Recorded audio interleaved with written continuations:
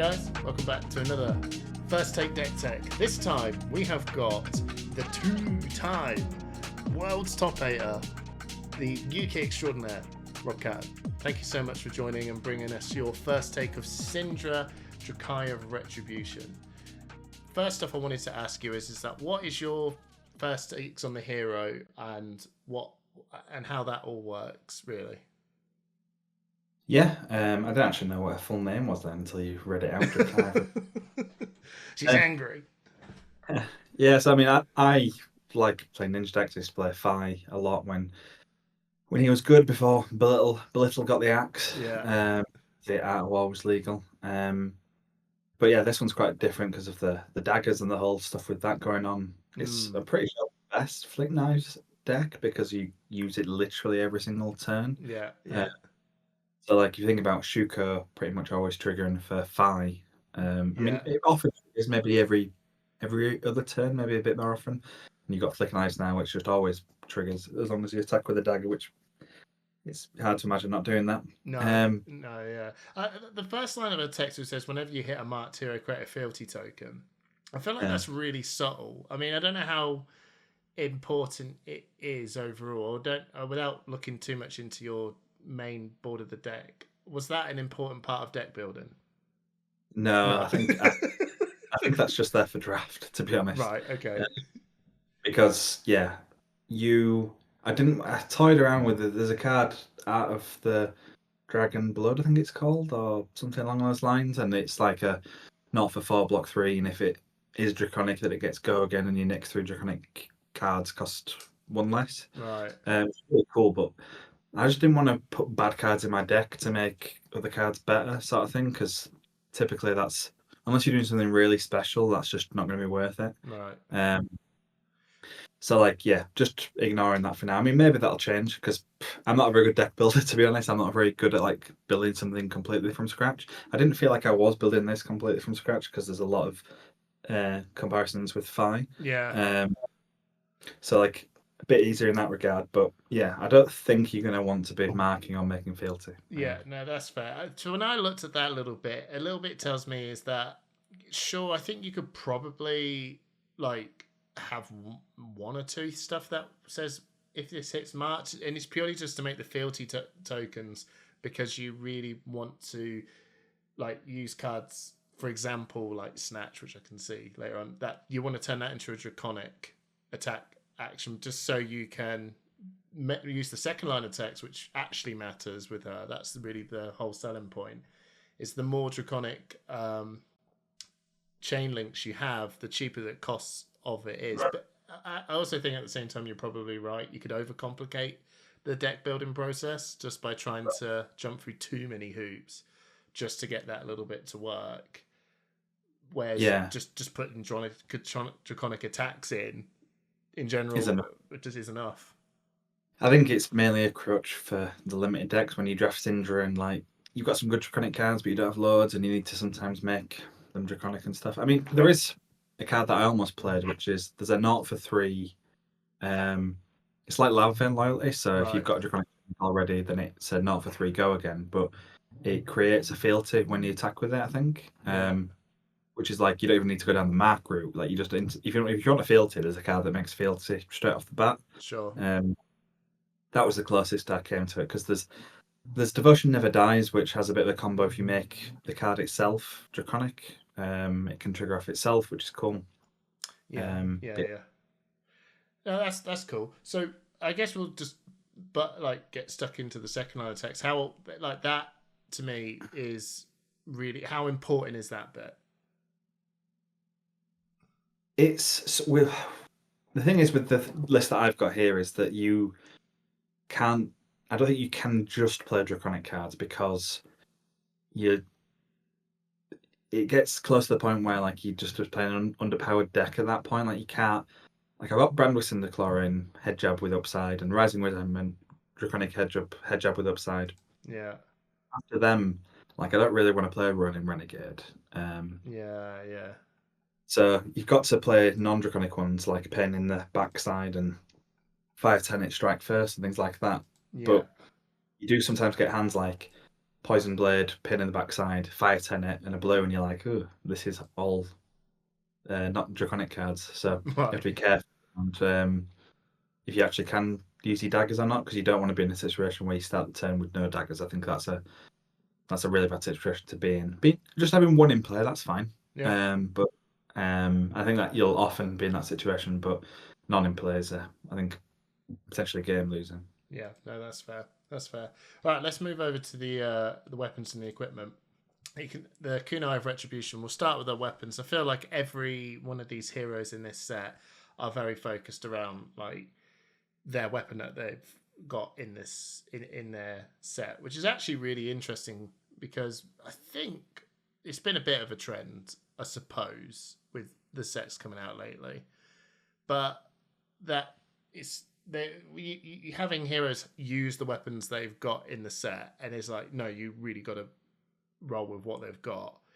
Is quite, it's quite refreshing. It's very easy for a player to just pick up and go, oh, don't worry, I know, like for example Rosetta, and I know I'm probably picking on the worst hero here with Verdance going, here's a weapon, you're like, this sucks. Like, Yeah. you use something else. But with this, my head went into, oh, maybe Kodachis, but it turns out with her hero ability, this weapon having the word Draconic Ninja on it is way too important, right? Yeah, exactly. I mean, there's Majestics it combos with from the new set, and it works with things like Spreading Flames, which is huge. I've actually got a third kunai in the sideboard. I don't know if you've seen that as well. A third kunai in the sideboard. Oh, okay. Yeah. yeah. I can see that. Because of Concealed Blade, like Yeah. you sometimes, I don't know if it's going to be important or not, but sometimes like decks with the chi, is it pass over? I think that banishes from the graveyard. Like Right. and banish one of your kunais, and then you're like, no, I need to get one of my daggers back. So you have the extra one in the sideboard that is like your backup one. Yeah, you got a bit of a fail safe. What do you reckon to this weapon? It feels. It has this. It's not Zephyrneedle, but it has a Zephyrneedle vibe. Like the fact it destroys is kind of like the weird bit. So, what's your thoughts on this weapon? It's really good. It's weird that you sort of want ways to destroy them, because if you can do it while they're on the chain link, so for example, with like Flick Knives and Blood Runs Deep, if you can do it while they're on the chain link, then you can actually return them that turn. You can use like their chain link to help return themselves, which is really cool. Yeah. There's some nuance to it around, like anyone who's played the limited format will have found that in limited you end up in a situation where you have one in play and one in the graveyard every turn. So like you attack with the one you've got in play, and then you do some stuff, and then you return the one that was in the graveyard at the start of the turn, and then the one you attack with this turn breaks. So you actually just end up, you have two, but you only ever use one, and you just rotate in like this. Yeah. Which is a funny nuance, because it's sort of like you're going, okay, I'm sort of just playing like a draconic Edge of Autumn almost. Yeah. Yeah. I know what you mean. There's two of them, but I only get to use one of them. But in constructed, I think it's a little bit better because you've got Flick Knives, which sort of helps you get back to two a bit quicker. Because if you're in the situation I mentioned where you got one in play, one in graveyard, but you have Flick Knives, then you can get them both into the graveyard, so you can return and be back to two. So I think in constructed you go like two daggers down to one in graveyard, one in play, back to next turn, two daggers in play, and it sort of rotates like that. It seems like there's a dance to this, and it's all around the weapon. The dance of getting these weapons into the bin, ready for you to reload for next turn. And if you can't get that, I think that's when this hero just flops and just falls over, because that seems so important. Yeah, for sure. I mean, especially because we're playing Mask Momentum, which obviously wants the chain links. You got Bloodspattered Vest, which is like your way of getting resources and stuff. Yeah. Let's yeah. Let's go through them. Let's go through them. Let's go through the most important one. Probably, like you said at the very start, this is a Flick Knives hero. It's just this card and this hero are one and the same. Like, to me, you can clearly see that, and not without going over it way too much, but the fact that it costs 0, target dagger, you can destroy you on the chain link is destroyed, deals 1 damage, and it kind of epitomizes everything that you're saying. that it helps you just break that loop of how do I get both daggers in the bin. It does that. It's if they block. It's to say that you've got a couple of Mask of Momentum chain links built up. You've hit them in the first 2 attacks, and you go for the third one, and they block it out. You can flick a knife on that chain link, so that chain link still counts as a hit, even though you don't draw the card. So which means because usually what people used to do back in the day was you would go Kadachi, take it, Kadachi, take it, and then they would attack with something, and they would block that, Yeah. and they've got to build up 3 more chain links. But now you don't have to do that. So now, because you can flick it on the third one, the fourth one will still draw a card. Right. Yeah. Which is a huge deal. Yeah, it just turns everything into oh no. And then with a hero like this, you're going to go as wide as possible. And while we're talking about Mask of Momentum, it's a classic. It's the Katsu classic, I like to say. Although you did run this in Fi, didn't you? I did, yeah. I mean, yeah, it's my opinion, which I think I still hold the same anyway, is if you think you're going to draw 2 cards off of Mask Momentum during a game, then let's say a card is about worth 3 points of value. Yeah. It's arguably worth maybe closer to 4, so maybe 3.5 points of value. So if you can draw 2 cards, that's around, let's say, 7 points of value, and it blocks for 2, then that's 9 points of value you've got total from that piece of equipment. Pouncing Links, Mask of the Pouncing Links, if it goes and gets let's say a Lava Burst or Assault the Wound, if that isn't dealing 9, I mean 9 is probably like the top end really of what Assault the Wound might deal, might hope to deal, could obviously deal more. Because you don't get to block with the Mask of the Pouncing Links. I think that's always forgotten. Like the 2 block value on it is pretty sizable. Yeah. And yeah, if the game goes longer than if it goes like 10 turns, you might draw even more cards off it. And then in this deck, this deck is really built to abuse Mask of Momentum. So yeah, that's the mainstay. I think I've got Pouncing Links in the sideboard. I do. For matchups where you maybe think you're not going to be able to get it in, or I don't know.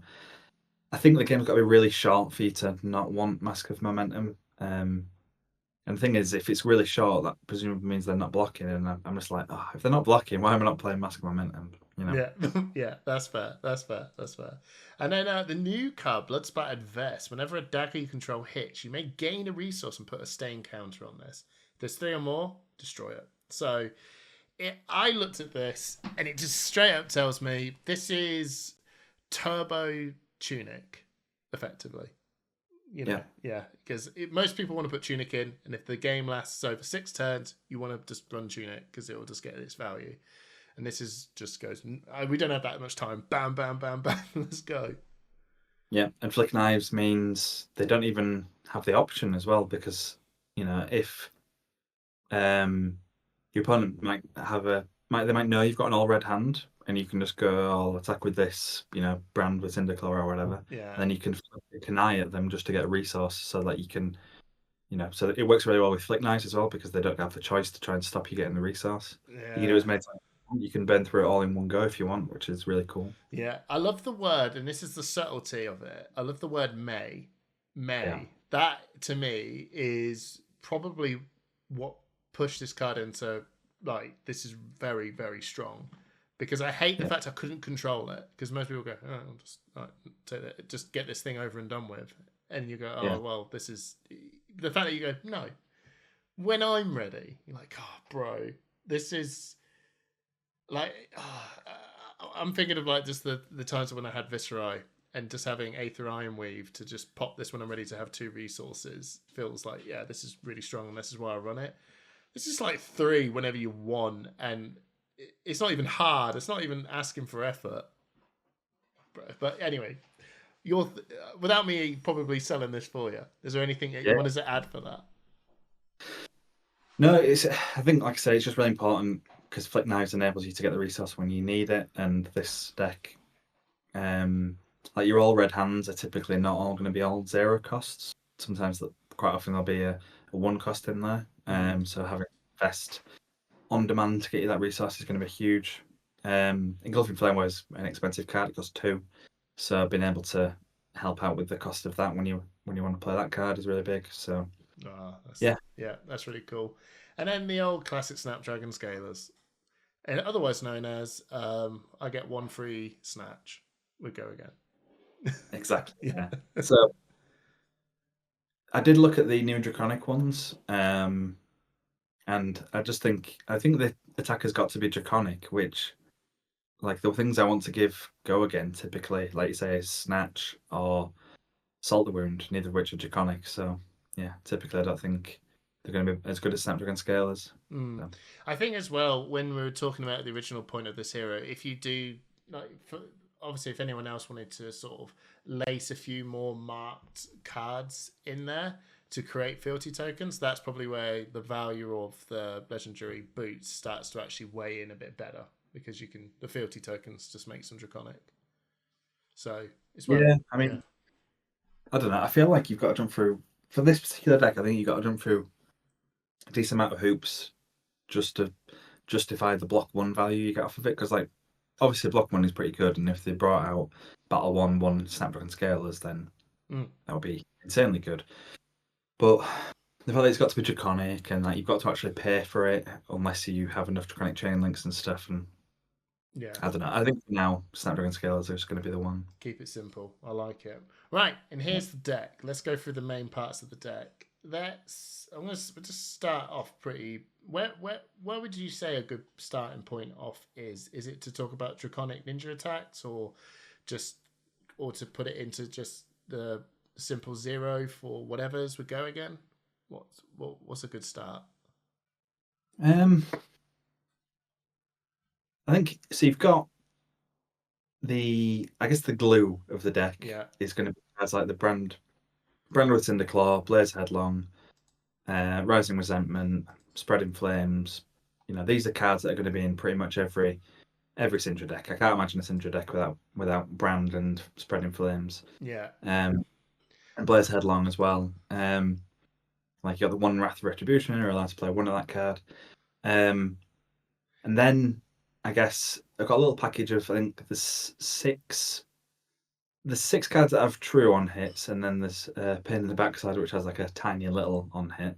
Pain in the Backside is basically just a head jab with, you know, a little ding one on the end. It's actually really well. It's, just before we get into the pain in the backside, just to keep it very simple, everyone. Right? These cards say zero. They cost zero. They come in for three, and they have this really crazy word called "go again." Right? Everything else on the card is okay. Sure, I guess, but it doesn't matter. Don't fret about it too much. Is that kind of a good summary of what these cards are? Mostly, yeah. I mean, we're trying to get as much rate as we possibly can. The Brentwood Cinderclaw and Rising Resentment are. I like to use the term. Is it a head jab? So not for three, go again, or is it a leg tap? One for four, go again. Yeah. And that's sort of how I talk to my friends about cards like this. So Pain in the Backside is just a head jab with a bit of on hit on upside. Rising Resentment very similar. You need cards like this just to build up chain links. You can't have too many cards that cost one or more because you only really want to be pitching a blue on your turn. So that the deck is built around pitching one blue. Yeah. I think I'm playing 18 blues, which might seem a little bit high, but we'll come to that. Yeah, yeah. So I Um, want to talk about the fire tenant strike first. So I know hmm, this isn't a draconic, but the fact that it says your next draconic attack this turn gets +1. This isn't this just like uh, a leg tap for zero, isn't? yeah, so this is very similar to Pain in the Backside. We're looking to try and find the head jobs that give us the best numbers. And this one, like you say, we're getting 4 points of value if you jump through the hoop of having a draconic attack, which obviously I'd hope so. Yeah, yeah, yeah, yeah. Even if you just you come in with your kunai, your dagger. So all Yeah. right, yeah. Next one, it's two. That just seems just crazy good. So okay, so you got that, and then Blaze Headlong is one of those outliers that is just it's 0 for 4, go again. Right. Yeah. So let's go through the one cost stuff then. So we'll start Yeah. off with probably the one that you said is kind of a big glue, Spreading Flames. Right.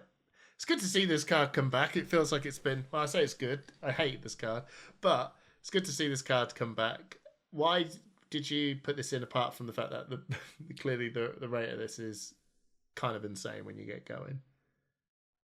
Yeah, this deck, like the most insane turns you have are the ones with this card, really. We're planning to put together a lot of chain links. We've got cards like Mask of Momentum to give us an extra card to get more cards on the chain. Got Salter Wound, which is looking to maximise how many chain links you've got. So it's all about maximising the amount of damage you can do in one big turn. We're not looking to block with 2 cards and then send 2 cards. We're looking to keep 4 or 5 card hands. And Spreading Flames works really well with this. Yeah, like if we talk about in cards in terms of is it a head jab or a leg tap, so this one is like a really, really juiced up leg tap because Yeah. this is going to be, often 1 for 7, 1 for 8. Go 1 for 8, go again, as you do. Okay, we'll move over to the Poison Blade. This one's, again, it feels a bit weird, this one, but I can see exactly why you want to do it, because your Flip Knives, the value of that is really strong. But why did you pop this in the deck?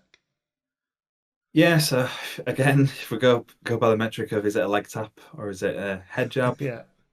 So I guess just touching on that topic actually, like even though we're saying head jab not for 3 and we're saying leg tap 1 for 4, we're looking for head jabs that are actually better than that. So we don't want a head jab. We want a head jab that's like a 4, and we want a leg tap that's like a 5 or a 6. Yeah. And that's what Blade is. So quite often, you've got the dagger that you're going to flick, so it does an extra point of damage with that. You've already got to 1 for 4 at that point, and that's ignoring the fact that it works when you attack with your dagger. It works with one of the blues. It works with throw dagger, I think it's called. It works with pin in the backside. You've got so many different things that this is working with. I think it works with Blood Runs Deep as well. So you've got even more ways to flick daggers at them that they can't control. So yeah, this is just really good on rate. It's more damage that they can't block as well, because the Flick Knives isn't arcane damage. It's not something that you can actually be. And this is saying that they lose additional life. So I think it's going to be really good to have that reach on decks that are trying to block you out, and they just can't do that. I like that. That's that, because I think that's just kind of helped really summarize that up for me as well. A leg tap that does more than 4. So this is 1 for 3. Yeah, I'll flip my dagger, so that's the 4, and then you lose a life. That's the 5. So this is a 1 for 5 leg tap. That's good. We're going up from there as well, hopefully. Yeah, we're only going up from there. That's now I can see the big value with this. Devotion never dies when this hits. So this is leg tap 1 for 4. When this hits, if a draconic attack was the last attack, this combat chain, banish this and do it again. Right? Yeah. So this is having 2 leg taps in your deck. Leg tap with on hit, I get to draw another leg tap. Yeah. Exactly. Yeah. Pretty straight. And I love the fact that you're not fussed about draconic. But I suppose the only thing is that you just got to bear in mind that your hero ability isn't getting like over the line with trying to get those daggers back with this. But at the end of the day, it's just insane value, right? Exactly. It has a cool little combo with Brand with Cinder Claw, because if you attack with Brand and then this says if the last attack was draconic, which it was the Brand, you can banish it and play it again. But then when you play it the second time, because you branded the Devotion Never Dies on the first attack, it was draconic as well. So like basically, if you have a blue, a Devotion Never Dies, and a Brand, you can play the Devotion Never Dies 3 times off the blue, which is really cool. Oh, right, yeah, that is really cool. That's really cool. Okay. Against their opponent doesn't want to block for whatever reason, but yeah. Yeah, yeah. And then trying to find another 1 cost. I don't think I do. So I'm going to go for these 2 cost ones, which you're probably going to tell me they're not. The 2 cost part is not all what it seems. So we'll go with Blood Runs Deep. This costs 1 less to play for each draconic chain link you control. So there you go. By the time you're probably playing this isn't a 2 cost. This is a 0 cost. When this attacks a hero, each dagger you control deals 1 damage to them. If damage is dealt this way, the dagger has hit, destroys the dagger. Go again. Right. Okay. Bit texty. Break this down. What's this doing? Yeah, so realistically, like you said, this isn't going to cost 2 the times that you're playing it generally. One thing to note is that it's not a choice. When it attacks, each dagger you control deals 1 damage. There's no main there, so you are throwing both your daggers straight at them. Yeah. One of the nice things you can do with this is if you have a blue, you can go in with your dagger, in with your dagger, in with this. So you flick both, then you can return them to attack again with the dagger and flick that one. So like you sort of want to flick after you've already returned them using Cindra. you will end up in a situation there where you might not have you might end up with no daggers in play. Wrath of Retribution's a similar card with that, in that it's sort of like you get a load of value on one concentrated turn, but then you might end up with no daggers in play. So like that could cause you some problems on the next couple of turns, depending on what you draw. Yeah, it combos really well with Poison Blade. It only attacks for 2, which is a little bit below rate, but like you sort of get that back if you have Spreading Flames, because it's a very easy attack to pump up to 3. Yeah. Yeah, it's quite a niche card. It's cool that, again, it's more damage that they can't block. So if your opponent's on 3 and you can do this and Flick Knives, that's 3 unblockable damage that they didn't even have a say in. Yeah, that's really cool. Plus, as well, I suppose if in doubt with the awkwardness, it blocks 3. So which is always nice. This is always nice. Me... So Engulfing Flame Wave. This one, this is a classic. So 2 costs for 5. When the Engulfing Wave hits, reveal the top card of your deck. Yeah, I remember this now. Of course, it feels so long ago. It feels like Worlds, San Jose, all over again. And then didn't you flip up the Art Award? Don't want to be opening up old wounds here. Yeah, okay. So if an attack action card with cost less than the number of Draconic Chain Links you control, banish it, you can play it this turn. Yeah. This card's just a nutty starter, right? Yeah, and we've cut Art of War, so like we're not even going to flip that for that anymore. Yeah. So, I mean, you might look at this deck and go, well, you've got Ancestral Empowerment in there, you've got like Concealed Blade and Throw Dagger and stuff like. You've got misses, like it's not always going to hit. You've got Blood Runs Deep, which isn't always going to hit on because it depends how many chain links you've got. Yeah.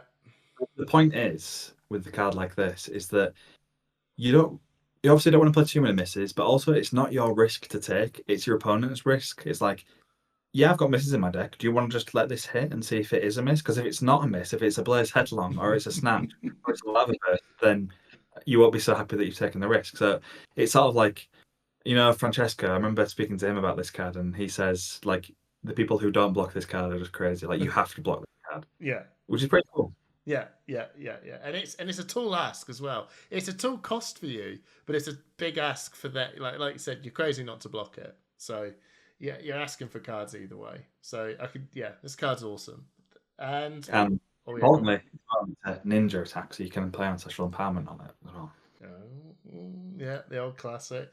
We'll get to Ancestral Empowerment in a minute, but Wrath of Retribution, the 3 costs coming in for 3. This is legendary. You can only have one of this in your deck.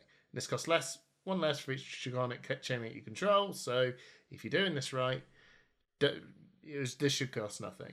And when this attacks, daggers you control get +1 and costs 1 less to activate this combat chain. Bit of it. I did this with Daniel with Fang, and this one's better than the Fang one, but this also feels really weird that it's legendary, because if it's kind of okay. It doesn't seem nuts. It's okay.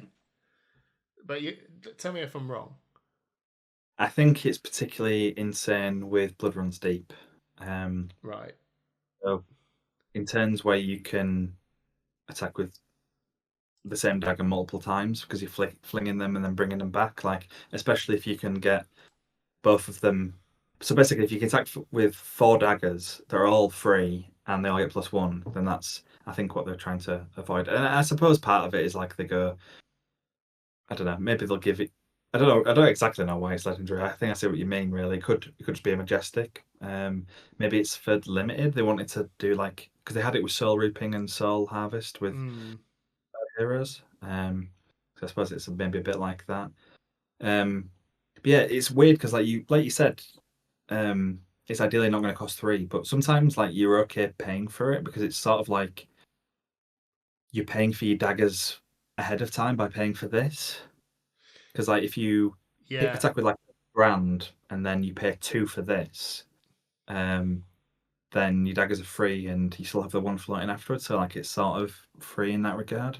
I can see where you're coming from with that, because if you make it free, then you've got basically with both your daggers is 0 for 4 off that, because it's 0 for 2 and 0 for 2. So Yeah, no, this card feels way better, a lot more simpler, and a lot more pliable to work. You don't. It's not too many hoops to jump through.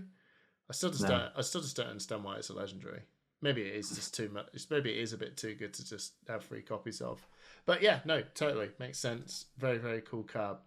Let's go on with these. Let's go on with these last sort of. I guess before I go to Ancestral Empowerment and Snatch. No, actually, let's do Ancestral Empowerment because I feel Snatch is kind of in the same boat as Lava Burst and Salt Wound, and it's an Ender sort of vibe. Yeah. So you got 3 copies of Ancestral Empowerment. Great card. Why did you put it in? I just love that it's free damage. Like, Yeah. you don't always. I guess the problem is sometimes with calling it free damage is that you might not be able to use the card that you draw off of it very well. But I think the biggest seller for me is that you've got a deck full of on hits. Like we've already talked about Engulfing Flame Wave and Devotion Never Dies. Both of them are going to demand a little bit of armor. So like typically, I mean, Devotion Never Dies, they could give a sink below, but again, people like to block these on hits like exactly. Like typically people don't, if you talk with like Devotion Never Dies, people generally won't give you the 2 block on their grasp and a 3 block. They'll give you like I think. the Yeah. or like maybe the Spellbound Creepers or something like that. They tend to try and just be very efficient with their armor. Ancestral Empowerment really punishes that. Yeah. And yeah, I mean it's typically good with Mask Momentum. Just for the same reason that Katsu's always used it. Use it on the one that's going to draw you the card of Mask, and yeah. Yeah, that's really cool. That's really cool. Would you ever see like later on down the line if someone says, oh, "Okay, I want to pick this up. Ancestral Harmont's a bit weird. I just want to probably put it in as a 0 for 3." I don't know. Literally head jab, maybe. I don't know. Something that also bots to 3. Is that a bad shout? No, I don't think so. I mean, there's some cards that I've considered. There's an instant, a Zeracos instant that gives all the draconic attacks this turn +1. Oh, rake the coals or something like that. Yeah, yeah. Yeah, so like that might be better in that slot. And yeah, maybe just another running renegade sort of. Well, just running renegade is warranted, to be honest. It's just I don't know. I don't like my decks to just be numbers. I feel like I'm sort of playing dash at that point. I want to play something a bit Or 5. interesting. 5 felt numbersy, man. I don't know. I played Ancestral Empowerment in fine. I was probably by myself with that as well, but Yeah. other people went on cool cards like Flame Wave. So No, yeah, fair enough. All right, let's talk about these enders. So, Lava Burst. It's Lava Burst. It's yeah, there's only 2 copies. yeah. Why only 2? So we've got 3 Snatch, 3 Salt the Wind, and 2 Lava Burst because I think that Lava Burst is the worst of the 3. Like Salt the Wound should be more than a 0 for 5 a lot of the time in this deck. Yeah. It's a yellow and it blocks for 3 just the same as Lava Burst.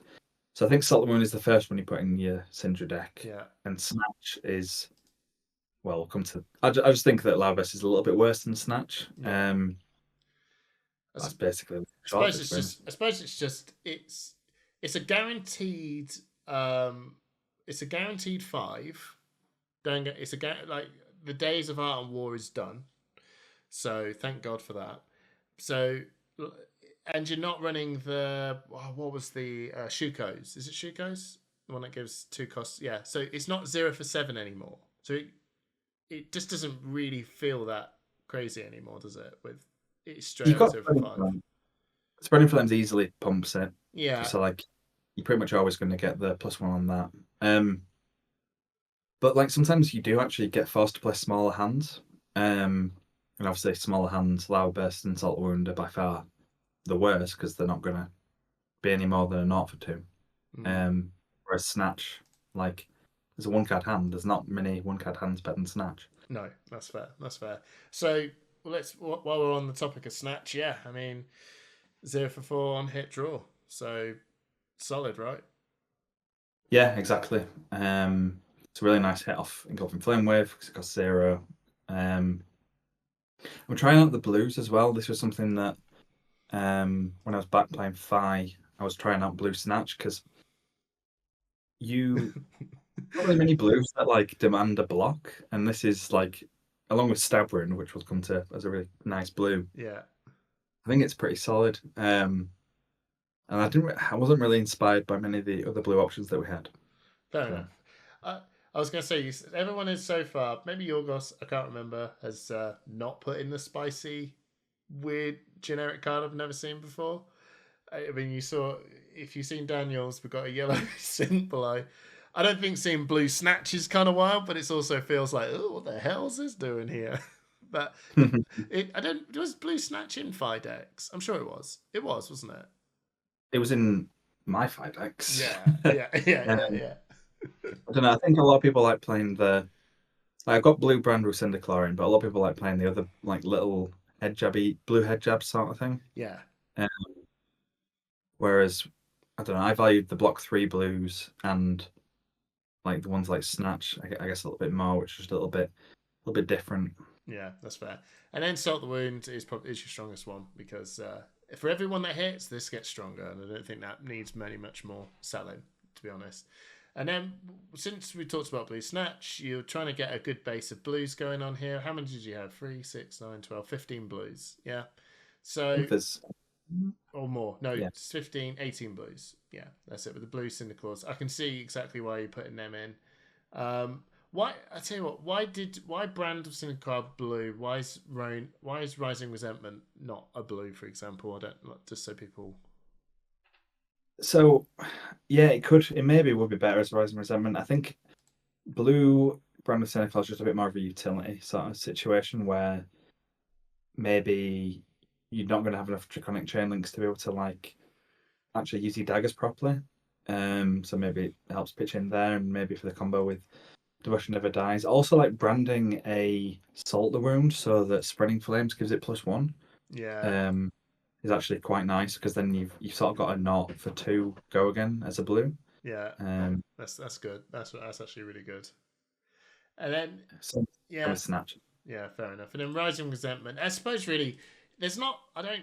It's fine tuning at this point. It's you need a blue. If you want to put in Rising Resentment, muck about, have a go. But Yeah. these are the kind of more interesting ones. But we'll start with the least most interesting one: Soul Bead Strike, blue. Yeah, Yeah, pretty cool. It's mainly there for the block 3. yeah, So there's in Ninja there are so many 0 block, 2 attack, 3 block blues. There's um, Dishonor and Find Center and Wounding Blow even. There's so many different ones you can play. This one is just a little bit different in that if your opponent doesn't respect it, then they actually can give you the extra action point, which sometimes can matter.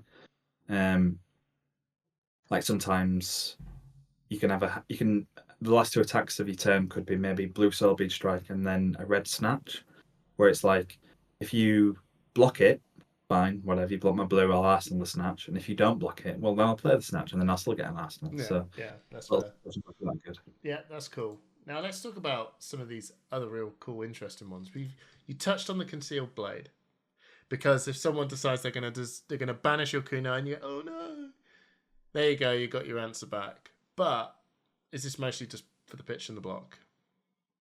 It is. I'm not sure if I like it. I mean, it might be a necessary evil just because of how bad it is if someone does actually banish your daggers. There is also the situation where I think there's a new blue, I think it's called Rotten Remains, where um, it's a blue attack, 0 cost attack for 1, Yeah, it's the and new one, and we both have to just keep banishing one cost stuff in our to 1 power. one power.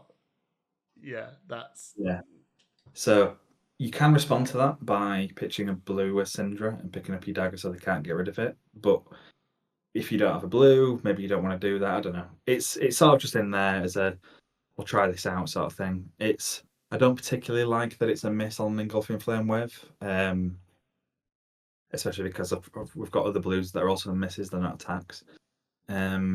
But trying it for now. I could see it maybe going out of 2 copies, maybe 1. yeah. Try it out, but I can see. But that's the functional way you put this in, and then we'll go for the other one as well, the throw dagger. So target dagger you control that isn't on the active chain link deals 1 damage to the defending hero.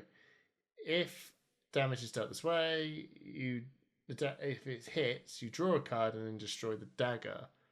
It's actually really interesting. So if it's you just throw this out as an attack reaction and just go ping, and then draw a card. It's almost ancestral empowerment. Yeah, it's ancestral empowerment. Exactly. And this is, I think, it enables this deck to play 18 blues because I don't think you actually want to play quite so blue heavy, but cards like this that let you cycle them is the Magic term, where I don't know if that's a term you know, but in Magic, cycling was if your card, like Acelia's hero power lets you cycle cards, lets you discard to draw. And this is what Throw a Dagger is. Yeah, that Throw a Dagger is. So if you have a hand that's like, it's got an extra blue in it, and you're like, oh, I don't really want to block. So like you can just throw a dagger and turn it hopefully into a red. Whereas if you don't have enough blues and you need it, then it's your blue for the turn. So effects like this are really, really powerful. It gets you extra mileage out of things like Poison Blade and the chest piece and stuff like that. Works really well with what we're trying to achieve. Yeah, I mean, like you said, with if every card is worth 3.5, this is almost in a way 4.5 because take 1 damage and I draw a card, so that's just great value. I guess you're just running the risk of Engulfing Flame Wave. This could happen, but also blocks with 3 and it's a blue. Feels very solid. Stab Wound. Also, go on. Before we move on to Stab Wound, I know you're excited. Yeah. A really cool thing about having more effects like Ancestral Empowerment and Throw a Dagger in the deck is your deck just gets smaller, which sometimes is actually a really good thing. Obviously, when you're getting fatigued, it's not such a good thing having cards that just cycle and do very little. But when you're playing against a deck like Aurora, for example, and you're hoping to draw your best cards, you're hoping to draw the Salt of Wounds and you're spreading flames and stuff like that, and you're engulfing flame waves, making your deck smaller by having cards that just draw you deeper into your deck is actually a really good thing to do. Yeah. Just turbo. Let's go. Just literally turboing through your deck, which is what an aggro hero should be doing. Now, let's go. I'm going to open this out. Stab Wound! This card. Didn't think I'd ever see this card come into the world ever since it came out in Outsiders, but here we are. This is really cool. 0 cost for 2. When it hits a hero, they lose X health, where X is the number of times a dagger has hit this combat chain. It is almost as if they were just sitting there waiting. And this hero, this just seems crazy in this hero. Yeah, so good. I mean, we've talked about Blue Snatch being an alt for 2 that like they're going to want to block. And this one is sort of like, if you don't block it, it's going to like transform into a lava burst sort of situation. Yeah. Like you could very easily get 4 points of value or 5 points of value out of this, which is pretty awesome for a 3-block blue that costs 0. Yeah. So. But I guess as well, this is where I love the ancestral ancestral empowerment coming into play here, because you just know they'll go, okay, well, I took a dagger, so there's 3, right? Whatever, there's 3. And then this is just a 2. And you go, okay, use my equipment, block for 2. Ancestral Empowerment +1. Oh, for God's sake. Yeah, that's on the card I drew. Your turn, yeah. Yeah, and then you can, just even thinking like you just took a heap of damage of this as well. And then, bam, I just drew a card from the Ancestral Empowerment. Snappy's this. I love it. It's a shame that Ninja didn't get one of the dagger attacks. The attacks like the assassin card that has dagger on the bottom of it. Yeah, that's a shame. I mean, obviously, I guess Kiss of death. It would be nice to flick knives some attacks in this deck as well, but it would make Stab Wound even better. Yeah. But then, if you got to think about what Stab Wound could do with that deck, anyway, Stab Wound, cool card. I love the fact that they've actually chucked in the daggers into this. And then let's go through this infantry. Pretty tight. So you've got a clean 60 here. So I know, and I've said this before, that people sort of deck build in very different ways. A lot of people can just grab their whole 80 cards and then remove until you get to 60. And then others, which is in, I guess, my mindset, which is I like to have a big pile and I've got a core and I'll add my stuff to the deck to get to 60. What version are you? Are you the all in or? So I used to, like when I was preparing for the First World, I remember First World Championships. I remember I should say we prepared by having like creating like a core that you save, about maybe like 50 cards, and then trying to figure out how you fill out the rest of your core into different matchups and stuff like that. So that it helps you understand what sideboard cards you want, and if you've got too many cards for a certain matchup and stuff like that. I've sort of changed a little bit, and now when I've been preparing with Liam Holden, we sort of, because we've been working on Aurora quite a lot, especially for obviously the most recent Worlds. And what we like to do is to go, right, you've got a million cards you can put in your deck. So let's just say, ignore the 80. What is the best 60 that you're going to play into like all the other aggro decks? So what's like the best 60 you would play into Katsu and Ira and stuff like that? Like what looks like what you're going to play into most people? What's like the best 60 for an aggro deck? And that's sort of what I've gone with here. Yeah. Where trying to do like, this is generally what I'm going to play into most people. Like someone sits down and says that they're playing like Viscerai, for example. Cool, this is what I'm playing. Yeah. And the sideboard just goes around the decks that do something a little bit funky. So maybe new or wizards and stuff like that. Okay, fair enough. So how I'll do it is then when we'll break this down, we'll start with E-Strike. E-Strike, who's that? We know what it does. What are you? Who's that going in for, and what are you taking out? I think we should probably cover all three cards at the same time because they're all for the same. Okay. To be honest. Okay, fair enough. So these, like I say, it's very rough this because I have played like 3 games with this deck, and I think that this deck is going to be pretty susceptible to getting disrupted. You have a hand that's like, Spreading Flames, Flame Wave, Blaze Headlong, and a blue, and then New takes a look at your hand and goes, "Oh, let's get rid of that blue," and you're like, "Oh, great, got 2 cost the Blaze Headlong and they're Spreading Flames, all reds." So I feel like you need to have some defensive actions so that you can protect yourself from getting disrupted. And then E-Strike is just something that enables you to play 2-card hands well, because again, if you're going to have cards taken out of your hand, you maybe get forced to block. You need to play smaller hands. E-Strike is good for that. Command and Conquer is also really good in that role. So it might be better as like 3 E-Strike, 3 Command and Conquer, and then 3 Sink Below. But this is, that's the idea. Okay, that's really cool. So Shelter from the Storm, this is a card that everyone is screaming and shouting about, but at the same time, I'm not really seeing many people moving away from Sink Below for this, and I'd love you to sort of ground someone like myself down to a bit of reality with this card. Apart from we know it's good as a 0/4 defense reaction, that should be a very strong thing to have. Yeah, so like there's I can't remember what the name of the card is, but the effect on this, it is actually a card in its own right in The Hunted. Right. Where it's a 0-cost instant that says the next 3 times you be dealt damage this turn from one of that damage. That's already a card in its own right. And the only reason why this card is like €60 or whatever it is right now is that you get a card that is actually 2 cards. It's basically Fate Foreseen, because the opt is very often completely irrelevant. It's basically Fate Foreseen and this other card like combined into 2, and just having the option to do either is just where the strength is. And it doesn't. The thing is about 0/4D reacts is that if they do anything on top of being an 0/4D react, then that's already pretty awesome. Mm-hmm. Yeah. And the fact that this one has such utility into decks like Aurora and Viscerai, just makes it earn its price tag, I guess. I wish that they didn't print it, because I think arguably Sink Below should be banned, which is just never going to happen now. No. Let's trust LSS and assume that they know more than we do, because people have been calling for Sink Below to be banned for a long time, and now they printed this, which really reinforces that it's not happening. It's a long game. It's got to be a lot. There's a long game coming, but there you go. Yeah. Shelter of the Storm and Sink Below are there for those sort of disrupty sort of matchups. And then I know you got your third kunai. Mask is you're putting that in if game goes turbo super fast. We ain't got time. Maybe. I did say that earlier. I think it's actually for matchups where you feel like they're going to be blocking so much that you're just not going to hit them 3 times in a row. So something like probably a Count Your Blessings deck, I would have thought. Yeah.